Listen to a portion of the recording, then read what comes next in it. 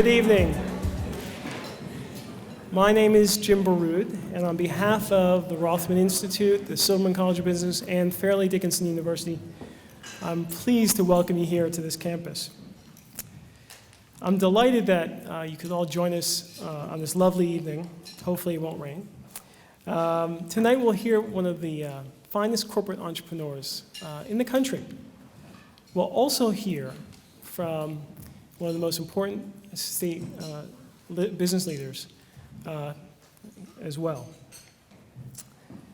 So as you all know, and you've heard this line before, whether we're in a boom time or recession or recovery, entrepreneurship education and the support of innovation are especially critical to the success and strength of the economy. Today, as well, and more importantly, tomorrow. Through teaching and supporting entrepreneurship and innovation, our center has been engaged in this pursuit for the past 25 years. We've been helping people achieve their dreams, whether they're a startup, whether they're in a big multinational, whether they're in a family business, whether they're even in a nonprofit, because everyone needs to be entrepreneurial and innovative, and more every day. As many of you know, we have a wonderful staff and faculty, and we have so many collaborators within and outside the university, and they make our programs run so smoothly every day, so we're very thankful for that. So tonight we celebrate the 16th, that's right, 16th year of the Richard M. Clark Distinguished Entrepreneurial Lecture Series. It was generously endowed by Dick Clark, not a different Dick Clark. He was an entrepreneur himself for 5 decades, and he was going to be here tonight, but his wife was not feeling well. We have actually a story about him, which I'll mention later on. So we're delighted that Francois Nader has agreed to give this lecture tonight, and we are honored to have a special guest with Tracy McDaniel tonight. So I'd like to call one of our MBA students, Renee Ione, to introduce Tracy McDaniel.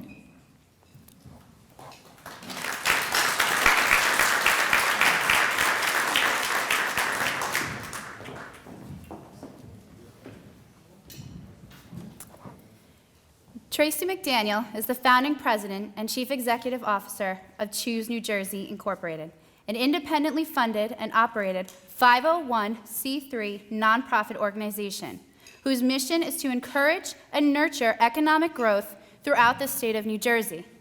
Supported and funded by a board of directors and partners that represents more than 40 of the state's top Fortune 500 companies, privately held ventures, and associations and nonprofits, Choose New Jersey represents the next generation economic development model.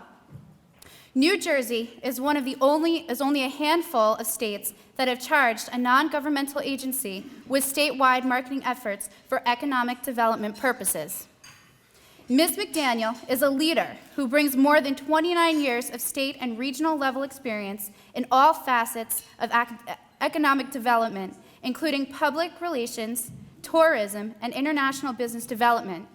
Recently, NJ Biz named Ms. McDaniel among New Jersey's 2014 Best 50 Women in Business, as well as the 100 Most Powerful People in New Jersey Business.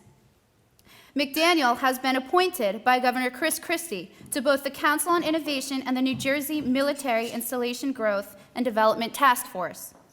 A graduate of the University of Texas at Austin, she is also a Ford Foundation Regional Sustainable Development Fellow, a program of the American Chamber of Commerce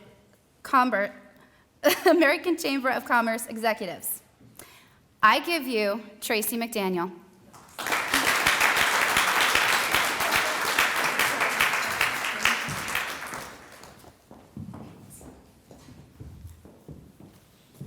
Good evening, everyone. Well, it's good to be here with such a distinguished crowd. Jim's been trying to get me here for a little bit, so I'm so glad that all the stars aligned so I could be here with you this evening. Renee, thank you. That was well done. I was impressed by whatever you were reading, like, wow.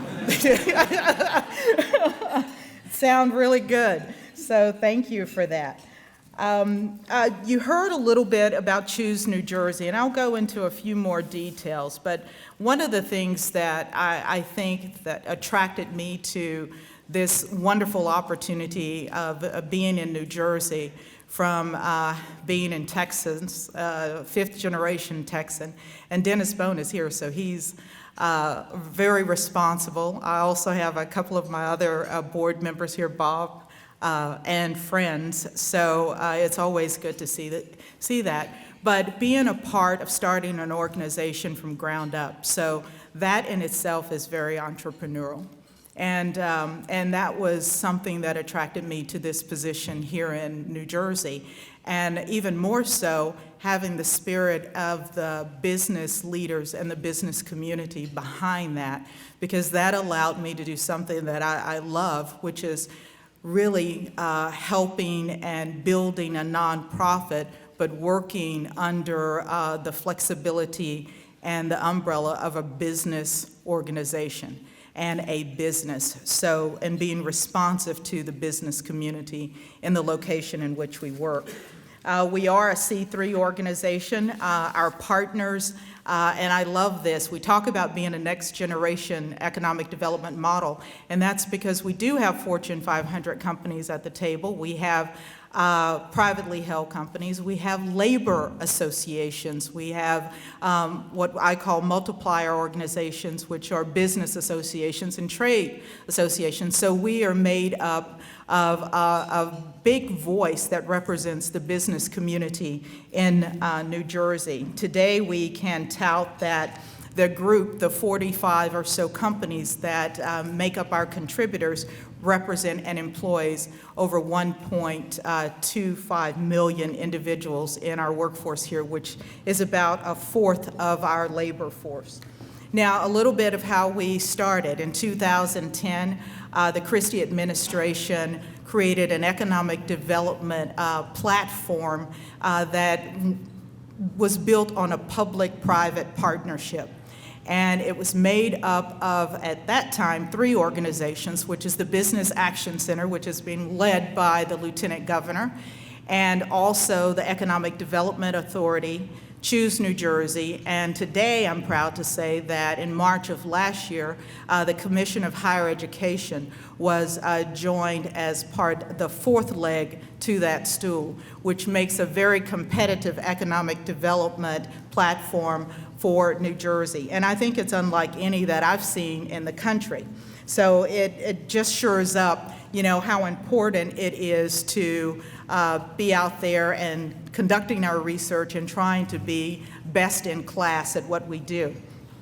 Now, my favorite thing each year is to do a report on effectiveness, and that goes to my board of directors, and it's an annual snapshot of what we've achieved, not only as a partnership with all of the public entities that we work with, but also as an individual or organization and our contributions to the whole. So 2013, I'll give you a snapshot. Being the lead marketing organization for the state, our whole platform is to generate awareness about New Jersey. So we market the state's assets. We do that by marketing industry, assets in education, such as this university, and all of the 62 others that are in the state of New Jersey. But we launched 3 different campaigns last year that recruited business to our state. We target C-suite executives and site consultants all over the world. Over $6.2 million in advertising was leveraged and generating about 673 million impressions in the media. And that's worldwide, not only domestically, internationally. We are in 50 of the top metros in the United States and over 20 countries in the world. We're talking about New Jersey each and every day. That's impressive because when you look at how we started, those resources were not available for the state to do that. And for the private sector to be able to come to the table, provide those resources and help tell the New Jersey story in a way that is pro-business is very important. The achievements for 2013, I think, were pretty impressive. We were able to close 68 different projects, generating over 16,000 new and retained jobs, and creating in public-private investment almost $1.4 billion. And that organization, that effort being led by the Lieutenant Governor, like I said, that's not happening anywhere in this country. So it is, I'm fortunate to be a part of it, but it also makes it very effective to have the day-to-day strategy on deal making where you involve the private sector and the public sector at the table together to solve problems, bringing businesses to the state. I also am very excited about being here. I looked up a little bit about the program and the Institute and what it stands for. And I found out that the recognition that you are ranked as one of the top 20 entrepreneurial programs in the country. Well, that's quite a feat, and it's important to your mission. I heard Jim talk about that. That's important to us because when we look at innovation and entrepreneurship, we feel like New Jersey is grounded in that, and those are things we like to tout and sell when it comes to telling this New Jersey story. I have a couple of facts I want to share with you because I think people rarely understand these or even know them, but this is what we do day to day in our research. Did you know that New Jersey was ranked #1 for education in the country? The #1 state for tech companies founded by immigrants, 3rd in quality of life, the 4th state for entrepreneurship, and #5 for global trade. All of those are rankings that we identify, we find through our research, and then we push that information out there to potential companies and job decision, and site locators who are interested in coming to our state. So with that said, I want to let you all know that if you're interested in being as bullish on New Jersey as I am, there's a way you can do that. You can go onto our website at choosenewjersey.com, and there is a tab for Digital Advocate. And that will allow each of you to tell the positive stories about New Jersey when it comes to the pro-business climate and the measures that are being taken to improve our business climate on a day-to-day basis. So you'll find out about companies that are relocating and expansion opportunities, not only domestic but also international. So I welcome you all to join us in spreading that wonderful information about our great state. Thank you again for having me here this evening.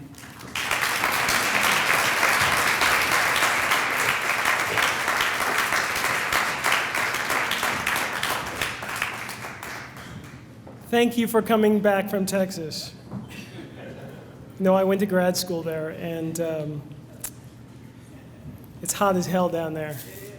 And although they're sucking away a lot of the companies from the nation are all going to Texas, so it's good that we pulled you from Texas, and that speaks a lot for this state, and clearly one of the most important business leaders in the state in helping us strengthen our economy.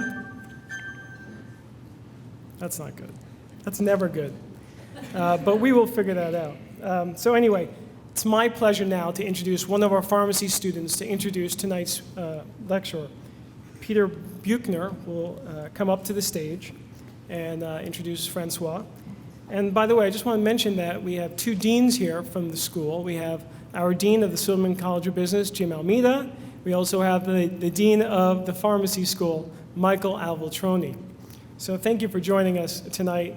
And I should say we also have some folks from the New Jersey Chamber Board, New Jersey Chamber of Commerce Board, including Tom Bracken in the audience. So thank you for joining us. So Pete, come on up.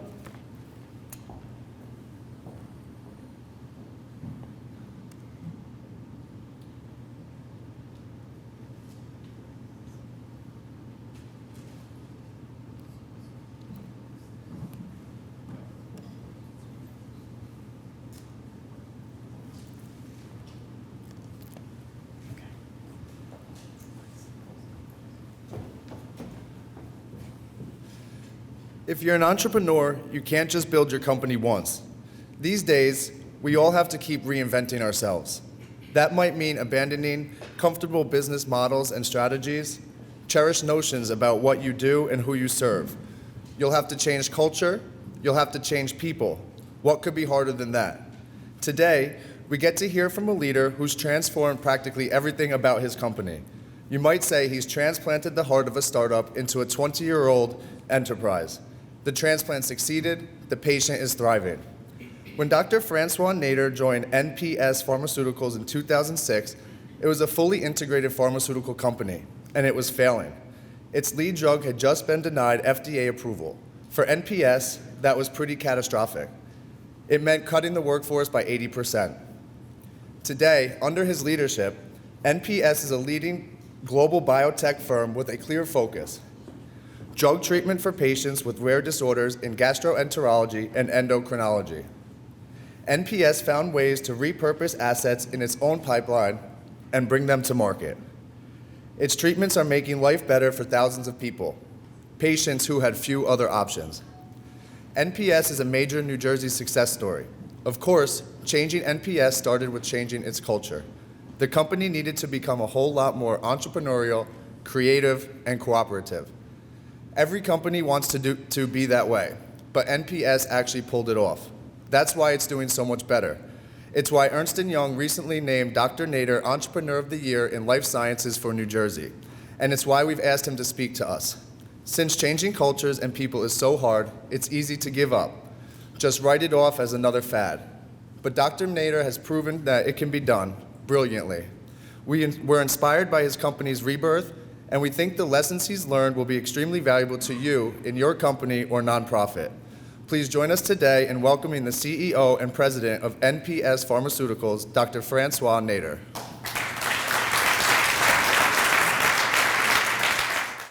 Well, good evening, everyone.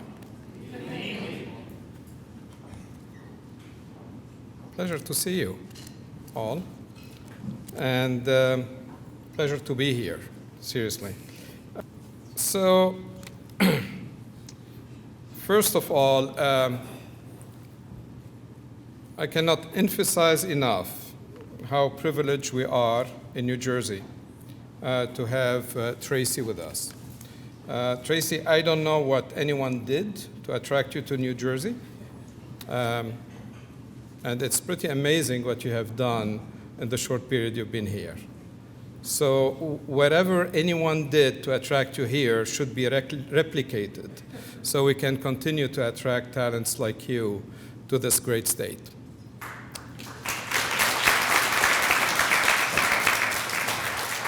I'd like to welcome a couple of people here. First and foremost, my wife, Micheline, who's sitting here. Has been my partner throughout this journey for a very, very long time, and she still shows up. I can tell you that she can, for all practical purposes, do the presentation for me. And then Jim was kind enough, actually, to say, why don't you invite people from NPS to join? And I said, sure, I mean, that's a brilliant idea. I will do that. So first and foremost, obviously, Justine O'Malley, who is here, our head of corporate communication, had to be here, so thank you for being here. And then casually, I asked the rest of my executive team if they would be here tonight. And it's interesting because I was talking to my CFO just before coming here. I said, what are you doing? You know, casually. What are you doing this evening? Type of question. Not to be, are you coming? Cannot say that. And he said, I had plans. Okay, interesting. Because at 6 a.m. this morning, I received a message from my head of technical operations who said, congratulations, but I have plans. Okay. And then we had a meeting with our head of commercial, both here and international. Both of them had plans. So I don't know what's going on in New Jersey tonight, but a lot of people have plans. Interestingly enough, 2 people showed up from my executive team. And you're welcome. I'm thrilled you're here. So my pleasure to introduce actually Christine Mikhail, our general counsel, and Robin Friedman, our head of HR. No. No, I don't want to read anything into this, frankly. But when you are somewhere and the only two people who show up are your head of HR and your general counsel, in general, you're in trouble. All right? So anyways, welcome. I hope I'll have my job tomorrow. And then you have your wife here. So you're anyway. So this was the easy part. And then Jim called and said, would like to speak to a bunch of very interesting people tonight. I said, sure, my pleasure. Jim is a nice guy, so no problem. And then I said, Jim, what do you want me to talk about? He said, just tell them the story of your life. Okay, I can do that probably. And the learnings. What did you learn along the way? I said, fine. I mean, do I have the full weekend to do that? He said, no, about 30 minutes. Okay, well, in 30 minutes, I will tell you the story of my professional life, the turnaround of NPS, the culture, a couple of other things. So you'd better learn fast. All right, that's the deal here. So anyways, I have way too many slides anyways. So let me start. Just reminding myself and reminding you why you're here tonight, besides having good cocktails, drinks, dinner, everything else. It's really to share my professional experience, and frankly, it started a long time ago in a foreign country from medicine, and today I'm at the helm of a public biotech company. So I'll tell you a little bit how all this happened. And also, I'll try to share with you quickly the lessons learned along the way. And I tried to focus tonight on 3 topics. How do you turn around a company?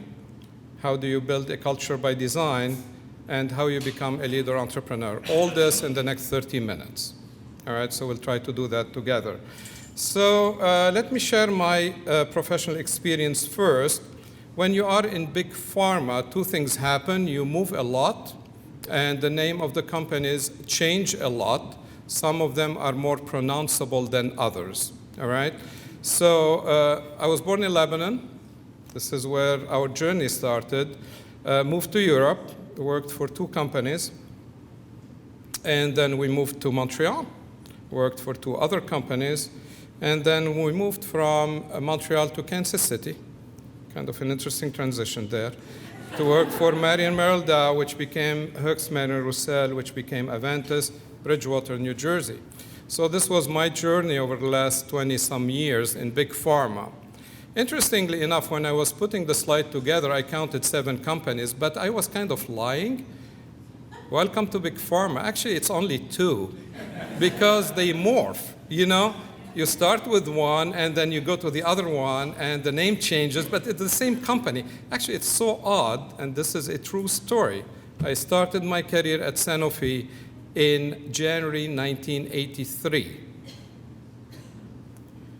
In 2004, Sanofi acquired Aventis, and I was asked to work for exactly the same people. I said, time out, I'm out of here, thank you very much. Deja vu all over again. But it's interesting. So this is one of the characteristics of working for big pharma. You work for 7 companies while actually working for only 2. The other big secret in big pharma is what is it that we do? This is what we do. I don't ask you to read the slide. It's pretty complicated. Okay? Generating new drugs is complicated. It's very sophisticated. I was talking to one of you a minute ago about the animal studies and what to do with that. And if you do or do not have strong animal studies, where do you go from here? It's complicated. It's very rewarding, though. And you need a little bit of luck. And let me tell you why. So when you look at this chart, it's very expensive. People are talking now about $1.3, $1.4, $1.5 billion. It takes about 15 years, like 15, like in 1.5, from start to finish. It's a very long process. What makes our life even more complicated is we're playing roulette literally every day. Why? Because you start with about 10,000 compounds, 10,000, year 1, and if you're really, really, really, really lucky, you end up with 1 15 years later, okay? Which means that practically you have 9,999 chances of failure. And one thing you learn very quickly in big pharma is failure is the norm. Okay? We can talk about big pharma all day long and about their pipeline, not pipeline, yes pipeline, long pipeline, short pipeline, acquisition, whatever we want to talk about. It's a very risky business. At the same time, it's very rewarding because I had the pleasure and the honor to be associated with a number of products that really transformed the lives of millions of patients. And it has been the struggle of my life because I'm 58, joined the industry when I was probably 25, and has been explaining what I do in pharma to my dad since then. He said, a physician does not work selling drugs. Well, I don't really sell drugs per se. I try to save lives. But I mean, it's a difficult concept. But I was among the lucky ones, and we have many of them here in the room, who were associated with a bunch of products. I hope you will not recognize any of these names because it means that you don't need these drugs. But for those patients who need these drugs, I was associated one way or another with each one of them. And it's a long laundry list. And this is probably the most rewarding part of my career as a pharma exec. And then I decided to switch topics, joined a venture capital firm. And it's pretty cool because overnight, so day one on Friday, I had over 1,000 people reporting into me. And on Monday, I was sharing an administrative assistant with my former CEO, the one to manage. Perfect life. Not only that, but you have the money and people come to you asking you for money. It's a very cool, very, very cool thing to do. The only problem is the people who gave you money expect a return. Duh, I mean, that's the norm. And you have to do it fast because the norm in VC is 3 to 5 times in 3 to 5 years. So I give you $100, but I need 300 to 500 in 3 to 5 years. So a little bit of a challenge, did it for 2 years, gave up. I said, well, let's look at something else. What about biotech? Looks interesting. They do cool stuff. It's a really interesting atmosphere. And I decided to join NPS Pharmaceuticals in Bedminster, New Jersey. Back then, we were in Parsippany. And so very proud, I called my former boss, the head of Aventis North America. I said, Jerry, I just joined NPS. Long silence on the phone, and he said, why would you do that? Well, let me tell you why I did it. I did it because I wanted to become a CEO, which is probably the ambition of many of the students here in the room. Okay, and the challenge and everything that goes with it. And, you know, it looked really interesting as an opportunity. But here is what I had to deal with. Okay, joined a company that was about to launch its first product. Everything was rosy, life was good, $600 million forecast. Very, very nice opportunity. We had 435 employees, 4 sites. We had $260 million, perfect. We're burning about $140 million a year. Why do you burn so much money? Because the drug will be approved and life will be good and money will start flowing in, right? Meanwhile, we said, and by the way, we need more money. Why don't we raise some money, raise the debt, $172 million that was due in 18 months. No big deal, $600 million forecast. We'll repay the debt, breeze. Well, unfortunately, it did not exactly happen this way because in March, we got a note from the FDA saying, thank you for sharing, your product is not approved. Okay, and by the way, if you want it to be approved, be my guest. You have to run another phase 3, $50 million, and it will delay your approval by about 4 years. Meanwhile, a small company out west, you might have heard of a name called Amgen, very small company out there, was launching a product that would have competed with ours. So our answer was really not a brilliant idea to compete against Amgen in a field as wide as osteoporosis. Okay? So this was the story as it was heard and learned internally. The only problem is we were a public company, and our investors were not happy. And this is the result. The company crashed for all practical purposes. We lost about 78% of the value of the company in a very short period of time. And we got sued. Shareholders saying, what are you guys thinking? So we got sued. And the market cap of the company totally collapsed for about $700–800 million to less than 200. Okay? Now, if I remember why Jerry Bell say, why would someone do that, is because I decided to join NPS exactly now, exactly at this point. Okay? You inherit a company like this, and you try to do something that is meaningful. And these are the learnings along the way. You can take them or not, but this is my experience. When you inherit a situation like this, whether it's a company, a department, an organization, whatever it is, as a physician, my first reflex is to stop the bleeding. Okay? You cannot continue spend money if there is no tomorrow. You have to stop the bleeding. And that's painful, actually. It's very painful because you have to do two things. One, immediately reduce the cash burn because there is no money left. Actually, we did not have money to finish the year.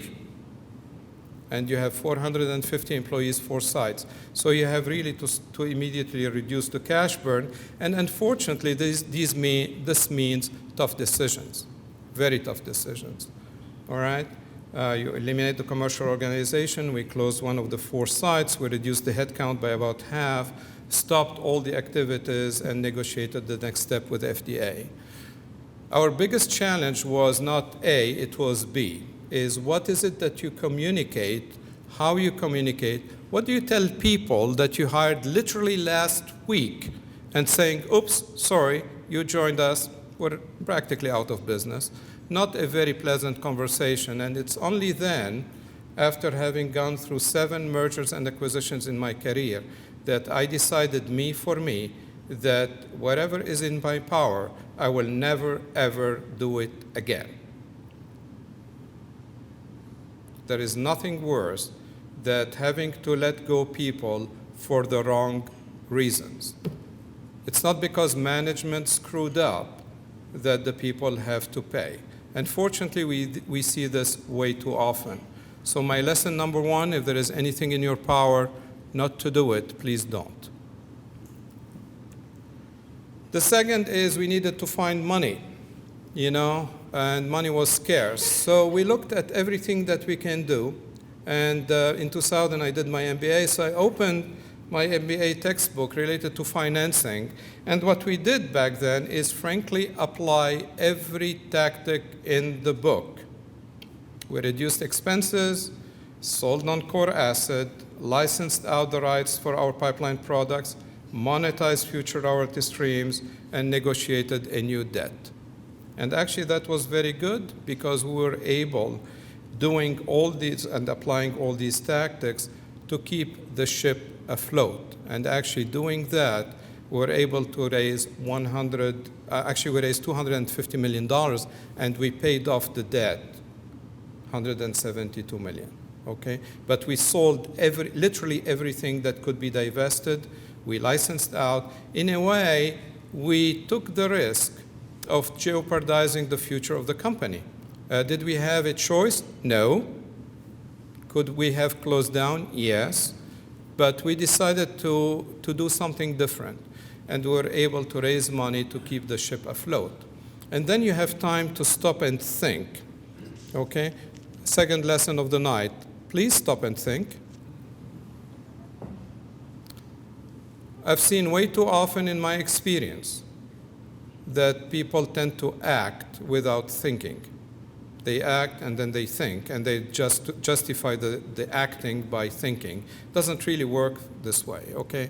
We had to stop and think and strategize. And it was terrible because my phone was ringing off the hook with shareholders being absolutely upset, saying, what are you doing? What is the next step? My board directors were not very clear, so it was a challenge. And frankly, the employees were waiting for answers. And this is where we rush into giving answers, where frankly, it's not giving answers that matter as much as giving the right answer, because you can mess up once, you cannot do it again. We need to stop and think. And this is where we decided to stop and think and say, we're turning the page and creating a new company. Now, keep in mind, when we made this decision, when we made this decision, NPS was 22 years old. Okay? It's easy to do it when you have a young company, but it is a company with a history. So how do you balance creating the new company while preserving the history and respecting what was done in the past? Okay? But we decided to turn it around and create a new company, and started with what you're reading in every MBA textbook. What's the mission? What's the vision? What's the business model? And what's the culture? Okay? So we went back really to the fundamentals of what is, which represent really the essence of creating a new company. This is where we started. And it was terribly difficult because I used blank sheet of paper. In my experience, people used paper that are already written on and try to change it, okay? Third lesson is if you are in a turnaround situation, start with a blank sheet of paper, because either you pay today or tomorrow or the day after, and the price go exponentially, better pay today. So we decided to repurpose the whole company into a new area. Osteoporosis is a big market. We decided to go where few others went, and it is really treating rare diseases, orphan indications. For those of you who are not familiar with this concept, these are diseases that unfortunately affect about 200,000 patients or less, small diseases, and in the vast majority there are no treatments. Actually, there are over 7,000 known rare diseases. Only 250 of them have a treatment, which means that you have 6,750 without a treatment, a huge opportunity. The nice thing about this niche is you have very limited competition. And there is a huge unmet medical need. What made it even better for us is we were able to repurpose the products that we had into these new indications. So we benefited, if you will, from the history, the 15 years of investment that the company already did. And we recreated a new purpose for these products. And we had a new vision, and the vision for the company was really to pioneer and deliver therapies that transform the lives of patients with rare disease around the world, okay?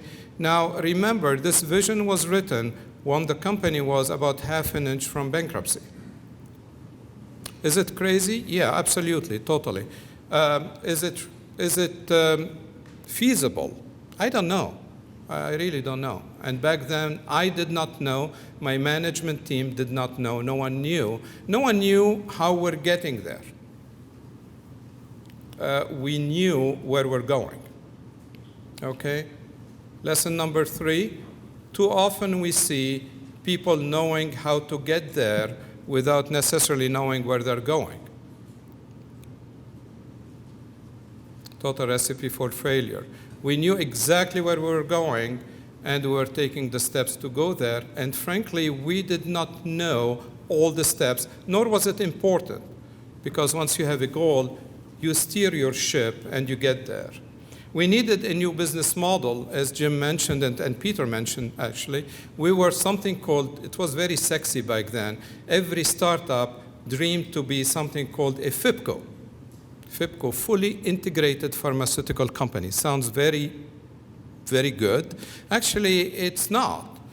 Because what we're trying to do, and the model back then was you are a startup, but you need manufacturing, you need this and that and the other, and you want to become a Pfizer. Well, you cannot become a Pfizer, and does it make sense for any company to become a Pfizer? Probably not. We decided that becoming Pfizer was not what we wanted to do. What we wanted to do is to be a development company, a regulatory company, and a commercial company, and we made the decision to stop discovery and research activities. Now, let me translate this in plain English. Discovery and research were where the company was founded physically, Salt Lake City. We had a huge building, and the building was used for research and discovery, and we decided to shut it down, which means turning the page on about 22 years of history. Not an easy decision. I was persona non grata in Salt Lake City for a long time. And then we decided not to be a FIPCO. No. We decided to be a small, nimble company adopting a virtual strategic outsourcing model. Interesting concept, though, because what we decided to do is to have internally only the core people that we needed and project manager, and let others do the rest. We signed licensing agreement. We decided that we cannot be outside of New Jersey. We will conquer the world sometime in the future. Could not do it back then. So we licensed our products to a large global pharmaceutical company and said, you know something, why don't we share the risk of development and share the benefit of commercialization? And it was a very good deal for the company. And fortunately, the outcome of all the above was to reduce the headcount one more time from 196 down to 35. Remember, we started at 450. Okay? So these are not easy decisions because you let go 90% of your people, one person at a time. Not easy. And then we decided to have a culture by design, and this was an easy task for me because I sat down in my office and really reflected on my career and what is it that I liked where I was with all these companies, and frankly came up with very simple concept of, you know something, I really like to work in an environment where integrity is non-negotiable, where respect is non-negotiable, and where people take accountability for what they do. They love excellence, they are a team, and they have fun. There are very few things in everything I shared with you so far that I did, like me. I can tell you that this one I did, because frankly, given all the stress of all of the above, I needed to be in an environment where I was really having fun and enjoying being there. And it was my choice. And I said, let's develop it. And frankly, we defined it, and we defined it in very simple words so anyone can understand what these values mean. And we meant business. We really meant business. In other words, we hired people who fit in our culture, and we let go people who did not. Even though at one point we needed every warm soul out there, we made the decision that our values are non-negotiable. Interestingly enough, a couple of years ago, it became very clear that those 6 values were missing something. Why? Because we were starting to grow again, okay? And it became very clear that we needed to add one more value, which is maintaining this entrepreneurial spirit that made our success. And we added entrepreneurial spirit. So I just wrote a blog a couple of weeks ago about how to build a new company culture by design, and I thought it would be interesting to share it with you. And frankly, it's very simple. I mean, there is not rocket science over there. It's really starting by writing the values in clear, plain 6th grade English, okay? I was with a company where they wrote the value, and you had 3 pages of explanations as to what the values meant. Wrong. Cannot do that. No one reads 6 pages. I don't. So every one of our value is clear-cut. When you talk about excellence, everyone could understanding. When you talk about personal accountability, it's clear. Integrity, non-negotiable, very simple. We don't post plaques on the wall declaring the values. We don't do that. I'm a profound believer that the minute you hang your values on the wall, this is where they belong. The minute you hang your values on the wall, this is where they belong, on the wall. And you disconnect them from your people. I don't care to see values on a wall. No one does. Now, we pushed it a little bit to the extreme because today, literally today, Justine is smiling. She knows exactly where I'm heading. So I went to Justine's office. I said, by the way, I'm checking our intranet. You know, intranet is our internal system. I can't find our values. And she said, yeah, you cannot find them because they're not there. It's funny because I said, no, they should be there. And she corrected me by saying, well, this goes against your plaque on the wall. It's interesting. So hear this. We don't even have our values on our intranet. Now, we brainwash every new person who would join the company, and one of them might be joining us soon, so you will go through the brainwash. But then we forget about them in the spirit of having them somewhere. Why? Because we have them in every day, in what we do every day, and we teach every one of our employees as to what the values mean, and as I said, we mean business. But we are also recruiting individuals who are naturally inclined to embrace the value. And this is extremely important because it would be completely arrogant on our part to be a judge. Our values are not a judgment whether it's right or wrong. I can name half a dozen companies or more with values that are completely opposite to ours and are successful. It is their choice. Probably the better way to describe it is each one of us have our own home and we have our own rules. Now, our brother-in-law can have their own home and their own rules, but this is my home, these are my rules, and this is exactly how we believe that we can recruit people who would fit within our home, okay? And again, it's not a judgment call against anyone with any different values, it is our choice. But we take these values seriously, so we take it so seriously that they are completely embedded in our performance evaluation. The first filter of our performance evaluation at NPS are our values. And if for some odd reason an individual does not embrace the values in action, they are hit and hit hard because it impacts their performance evaluation, it impacts their salary increase, their short-term incentive, their long-term incentive. And if someone really does not embrace the values, usually they don't last long with an NPS. And frankly, the application of the values must be non-negotiable. I learned the lessons from Big Pharma, where in one of the iterations, one of the 7 companies I mentioned, there was a huge project to create and disseminate values throughout the organization. It was a 70,000 people organization, 70,000. It was a gigantic global worldwide project so that everyone in the 70,000 understand and live the values. It was a major failure, total failure. Why?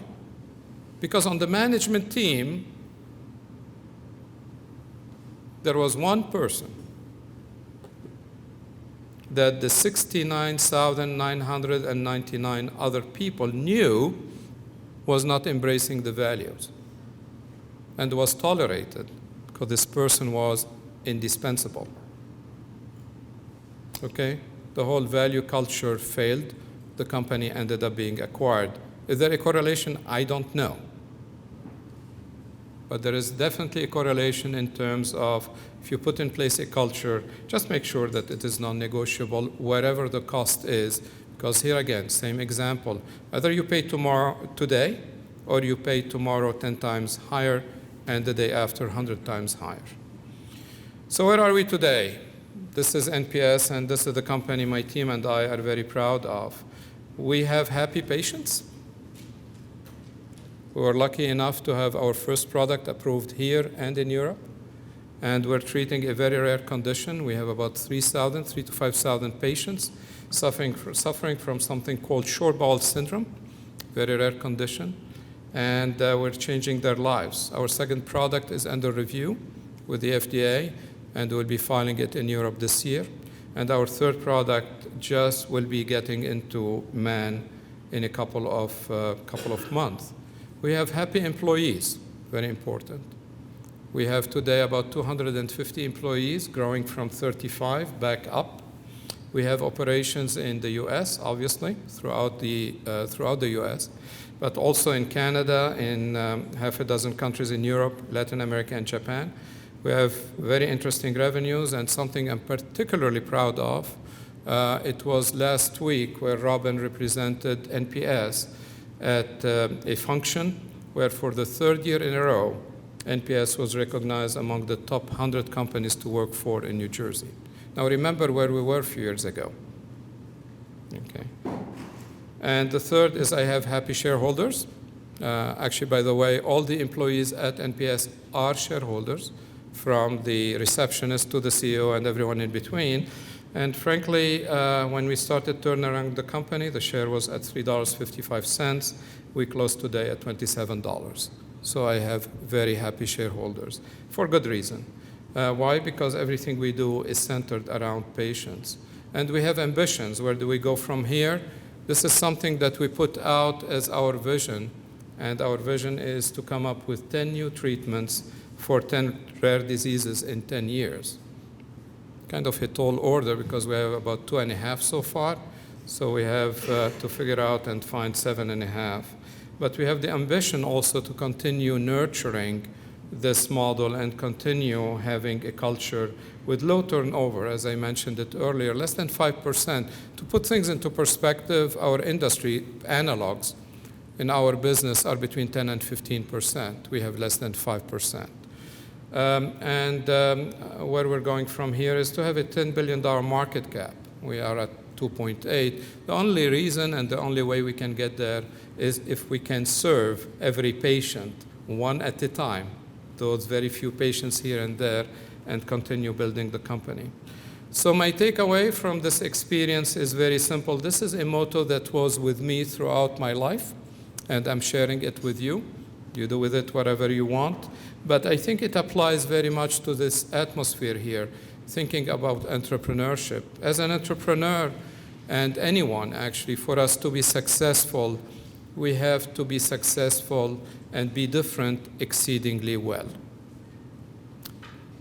Let me stop here for a minute because it combines two very different concepts.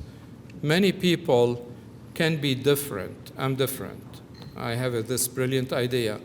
It's necessary, certainly not sufficient, because for success, it has to combine two things: being different exceedingly well, being different and being different exceedingly well. Very different. When we took the path less traveled in orphan disease, we elected to be different.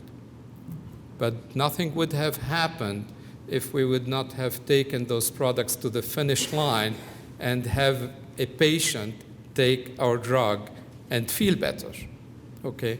And this is the exceedingly well. But along the way, we have to do it with three characteristics. Do it with audacity, especially when you don't have a clue how you're getting there, but it takes the guts to do it. Doing it with humility, because frankly, I'm one person. And every one of us is just one person, and there is absolutely nothing we can do, as bright as we could be, without others helping us. And with humility comes gratitude, and being thankful for people who along the way gave us our chance.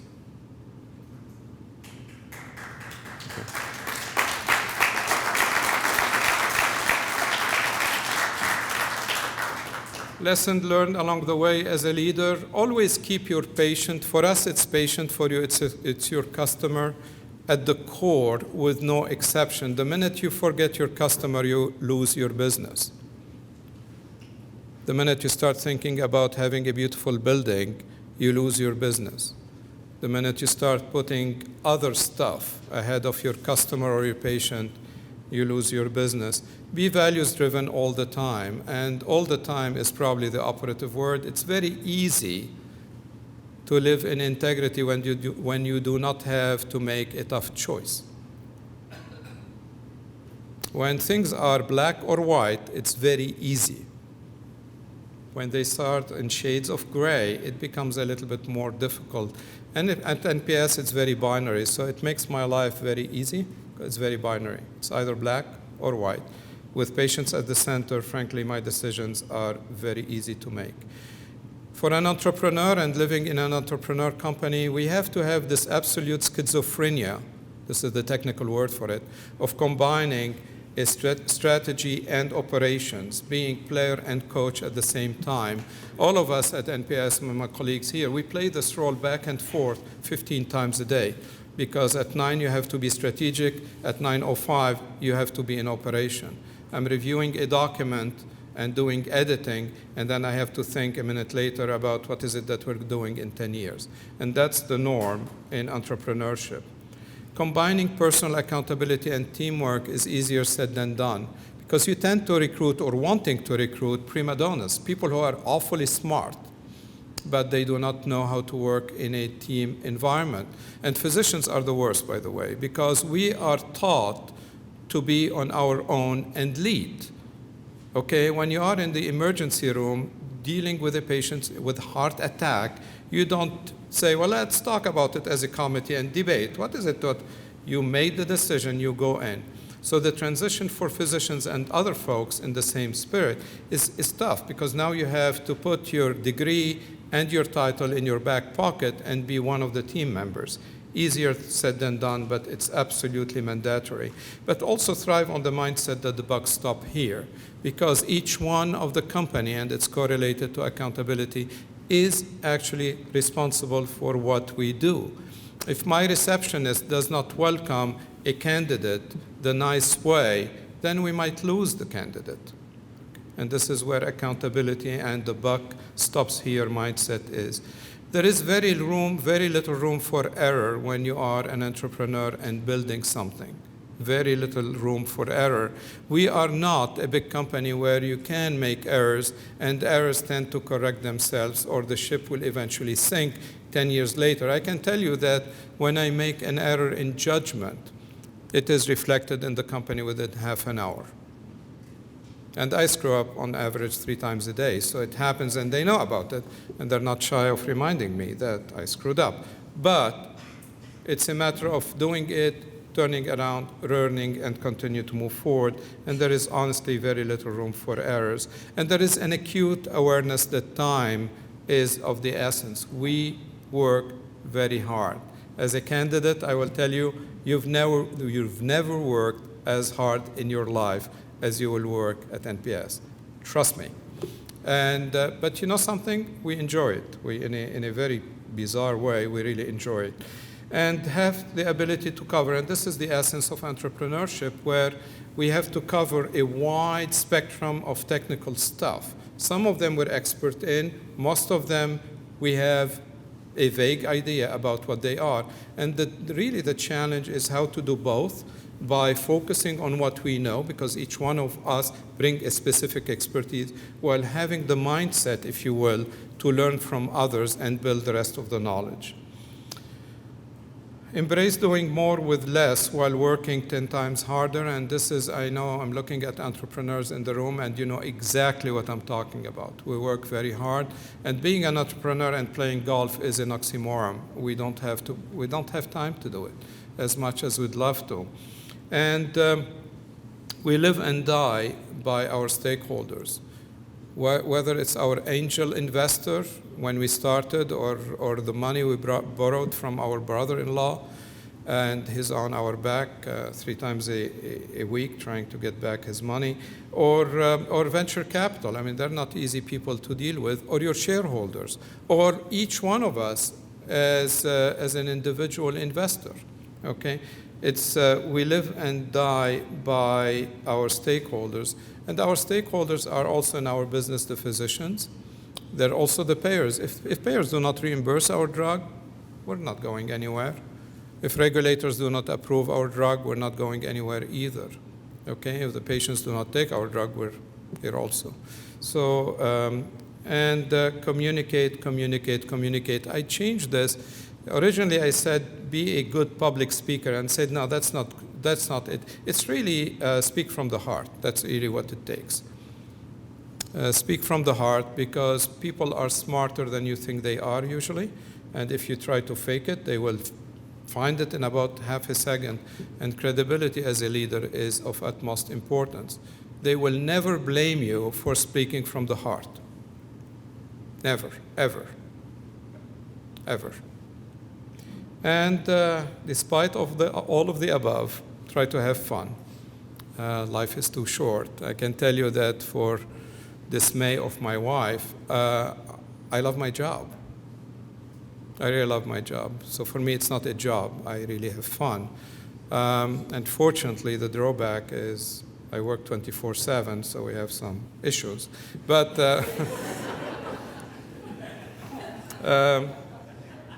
so the eternal, I'm good at a bunch of things, but this work-life balance thing, I don't get it. There is something missing in this equation. It's work, work, work, no life, life, life. Anyway, if you can find the holy grail of balancing work-life, that's ideal. It's easier said than done. So this is what we did this evening. When there is a will, there is a way. And this was my journey. Ideas are easy. Every entrepreneur in the room knows that. Implementation is a very hard thing to do, but it's very rewarding when you can turn around a company or build a culture or become a leader, an entrepreneur. And I'd like to leave you with this thought. A gentleman called Tom Preston Werner, and I will read it. When I'm old and dying, I plan to look back on my life and say, wow, that was an adventure, not wow, I sure felt safe. If you want to feel safe, you don't belong here. It's a choice. But certainly being an entrepreneur and being in the business is an adventure. And I personally love every minute of it. With that, thank you very much for your attention.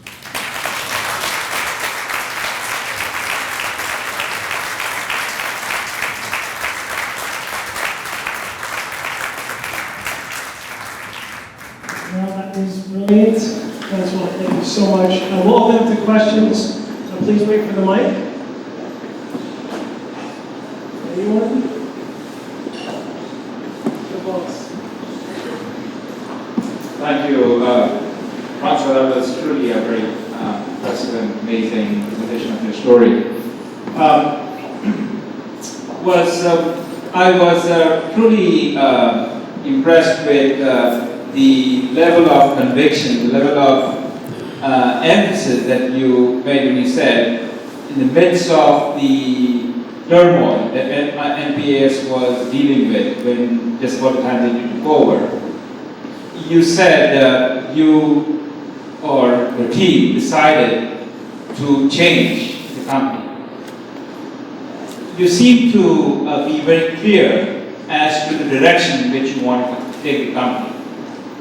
I would really appreciate if you could perhaps speak to how you came about with that conviction. You know exactly that this is where you want to be, even though I do not know how to get there, but I do know we need to get there. Dean, that's an excellent question, and it's honestly a very easy answer. And the answer is your gut feel. One thing I learned throughout this journey is we tend to discount our gut feel because we try to rationalize way too much. When I came up with the idea of rare diseases, my gut said it fits.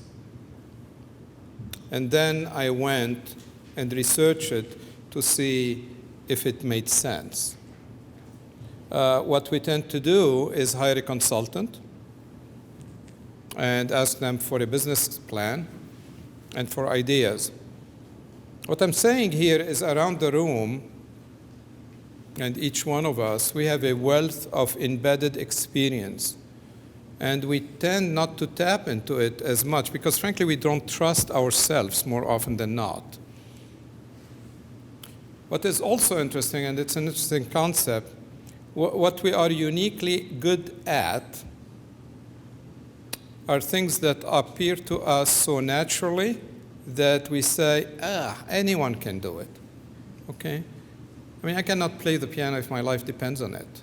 And yet, many of you here would sit and just play, you know? It's an embedded talent. So my only answer is, frankly, follow your gut and then put a frame around it, you know? But my gut feel was we should be different exceedingly well. So I had, if you will, a compass. And then the options were we have 2 or 3 possibilities, And I like the rare diseases because unmet medical need, limited number of patients, shorter development time, and less money. So it made sense. But the concept of rare disease came out of my experience, of the stuff I've read over the years, of what I heard, of what I learned, So just follow your gut. I mean, it's very simple. And then do the effort, because as I said, the execution is a completely different story. And one has to be very, very systematic, very diligent in execution. Yes?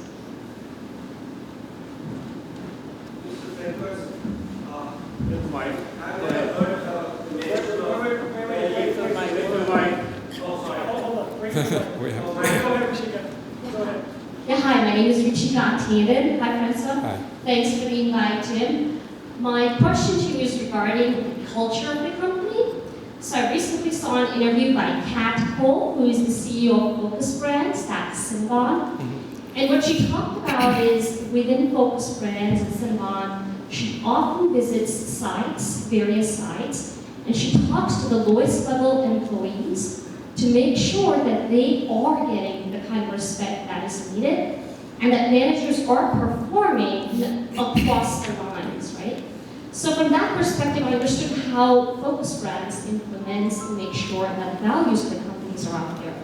Could you provide us some real-world examples on how NPS implements its values within the company? Anything it is that you or your leadership team does. Well, the first and foremost, thank you for your question. First and foremost, leadership has to be the role model. I think that's the secret. And as long as the leadership is the role model, it permeates. We do, I think, a reasonably good job in onboarding new employees and explaining our expectations when it comes to culture. And frankly, I meet personally, one-on-one, with every new employee, invite them to my office, they sit down, and we chat. Usually our conversation goes, well, I read your resume, I signed your offer letter. Now I delegated to Robin as of 2 weeks ago, but I used to sign every offer letter. So I know who you are professionally. Tell me a little bit about you as a person. And let me tell you my expectations of you as a person at NPS. And all I talk usually about is culture, So between role model, between the onboarding, between hearing it from the CEO, I think this gives the solid foundation. But the proof is in the pudding. And the culture is not something static. It's not. The culture is actually challenged every day. And it's an everyday work. And every day we have to prove that if you do things the way we'd like you to, you will be successful. If not, you might not belong here. And probably the unfortunate biggest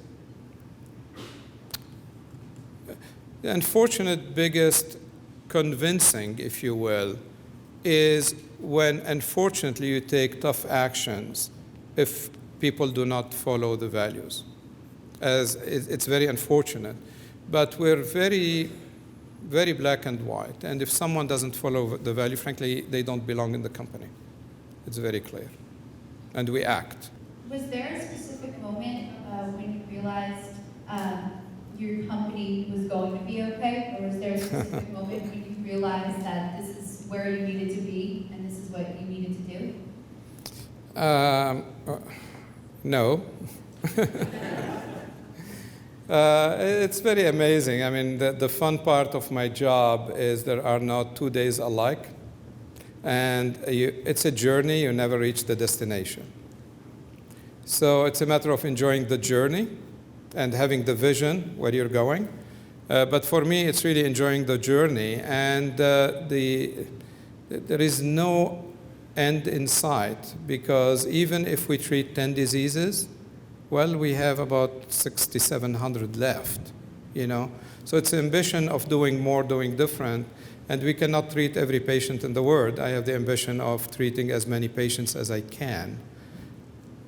But my colleagues here could testify and say, The fun part of being in biotech, and it's not for everyone, is you have good days and bad days. You have good results and bad results. You have a study that turned out to be positive, another one that turns out to be negative. I think the lesson, though, is, beside the journey, is to be surrounded by the team that I have, where you can trust that whatever comes our way, we'll figure it out and make it happen.